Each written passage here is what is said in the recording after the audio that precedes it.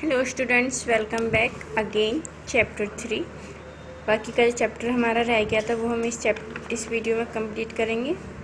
देखिए, Burns.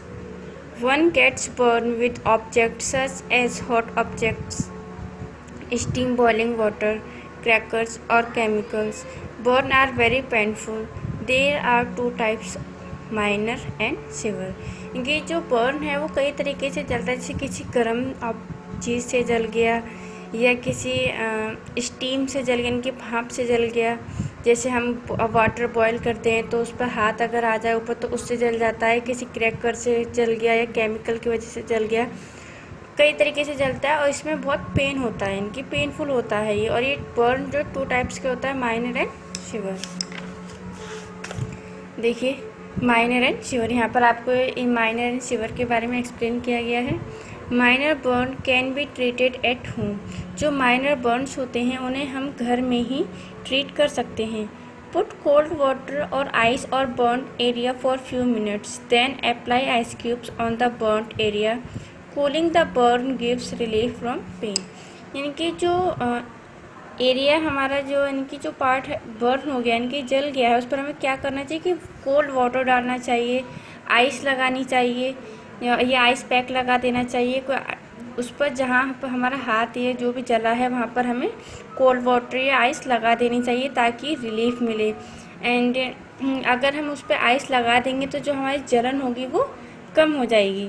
Apply in antiseptic to prevent infection और burn part, this gives relief from the burning sensation.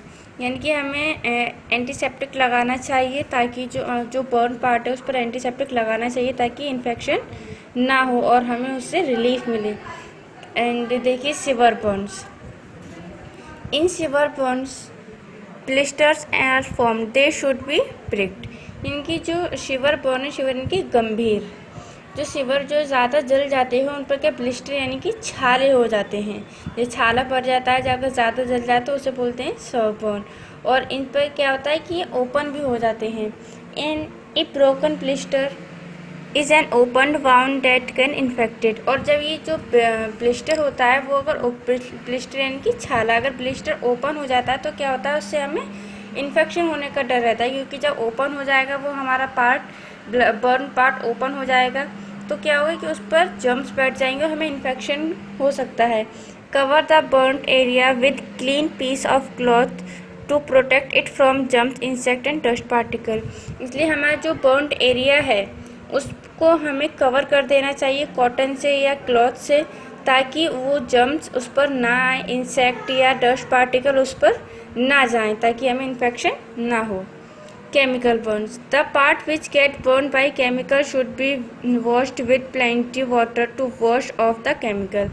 जो part हमारा जल गया है, इनकी जो बर्न एरिया है उसे हमें क्या करना चाहिए, अच्छे से प्लेंटी वाटर, इनकी बहुत सारे पानी से, ज़्यादा पानी से धो लेना चाहिए ताकि उसमें जो कोई केमिकल अगर चला गया है तो वो निकल जाए, इनके केमिकल से जला है तो। Then provide it with first aid as given for other burns. और फिर उसको अदर बर्न्स की तरह फर्स्ट एड दे सकते हैं। फायर एक्सीडेंट्स, जो फायर एक्सीडेंट्स होते हैं, a fire is often very destructive, it causes loss of life and property, fires spread very fast, hence it is important to control it quickly. We control all kind of fire by reducing the temperature of the burning substance and cutting off the fire supply. यानी कि अगर कोई जल गया है, जैसे अगर fire से जलते तो बहुत ही ख़तरनाक होता है, इसकी वजह से अगर जल जाते हैं फायर एक्सीडेंट में प्रॉपर्टी भी लॉस हो जाती है एंड डेथ भी हो जाती है पर्सनस की। इसके ये जो फायर है बहुत ही स्पीड में जाती है, कि फैलती बहुत तेज़ी से है। एंड इसके लिए इम्पोर्टेंट है कि हमें अगर कहीं पर भी आग लगते हुए देखा तो हम फ़ौरन उसे कंट्रोल करें, उसे रोकें कि आग ज़्यादा ना फैले और ज़्यादा लॉस ना हो। एंड इससे आग हम रोक सकते हैं हम टेम्परेचर कम करके, या उस पर पानी डाल दें तो क्या होगा कि आग बुझ जाएगी और जो अगर पर्सन वहाँ पर है फंसा हुआ है तो वो बच सकता है। Fire fighting, when paper or wood is on fire, then throw as much water as you can over it. It will ultimately reduce the temperature of burning item. Paper या वुड पर कोई फायर अगर है, यानी कि fire आ गई है paper या वुड पर, तो हमें क्या करना चाहिए, उसे जल्दी से पानी में डाल देना चाहिए ताकि उसका टेम्परेचर जो लो हो जाए एंड जो आग लगी है वो बुझ जाए। देखिए, if the fire has been caused by petrol it should be extinguishing by throwing mud और सैंड ओवर इट। अगर पेट्रोल की वजह से आग लगी है तो हमें क्या करना चाहिए, उस पर मड या सैंड यानी कि मिट्टी उस पर डाल देनी चाहिए ताकि वो आग बुझ सके। If A persons clothes catch fire, अगर किसी पर्सन की क्लॉथ पर फायर कैच कर जाती है, फायर आ जाती है, तो make him roll on the ground, उसको ग्राउंड पर लेटाकर रोल करना चाहिए, कि रोल इस तरीके से करना चाहिए ताकि उसकी जो आग है, जो क्लॉथ्स पर आग लगी हुई है, वो बुझ जाए। Cover him with thick blanket, और उसे थिक ब्लैंकेट से कवर कर देना चाहिए। This will cut off the air supply, ऐसा करने से आग बुझ जाएगी। When the fire is caused by electric short circuit, अगर आग इलेक्ट्रिक शॉर्ट सर्किट की वजह से लगी है तो हमें क्या करना चाहिए, fire can be smother by throwing sand और मड ओवर इट, हमें क्या करना चाहिए कि उस पर सैंड या मड डाल देनी चाहिए ताकि फायर कम बुझ जाए, धीरे धीरे बुझ जाए। Quick put off the main supply to prevent spread of fire, और हमें जो मेन स्विच होता है उसे ऑफ कर देना चाहिए ताकि आग ज़्यादा ना फैले। Do not throw water on fire because it will cause electric shock, अगर इलेक्ट्रिक शॉर्ट सर्किट होता है तो उस वक्त हमें पानी नहीं डालना चाहिए क्योंकि वो इलेक्ट्रिक की वजह से फायर हुई है, तो हमें वहाँ पर पानी नहीं डालना चाहिए। Fire can also extinguished with the help of fire extinguisher, extinguished यानी कि बुझाना, फायर को हम बुझा सकते हैं फायर एक्सटिंग्विशर की हेल्प से। We must learn to use them, अगर हमें उसके तरीका यूज़ करने का तरीका आना चाहिए तो हम फायर एक्सटिंग्विशर से फायर को बुझा सकते हैं। दे should be used in instead of water and sand for extinguisher fire, और उसके लिए हमें वाटर एंड सैंड का भी यूज़ करना चाहिए क्या बुझाने के लिए।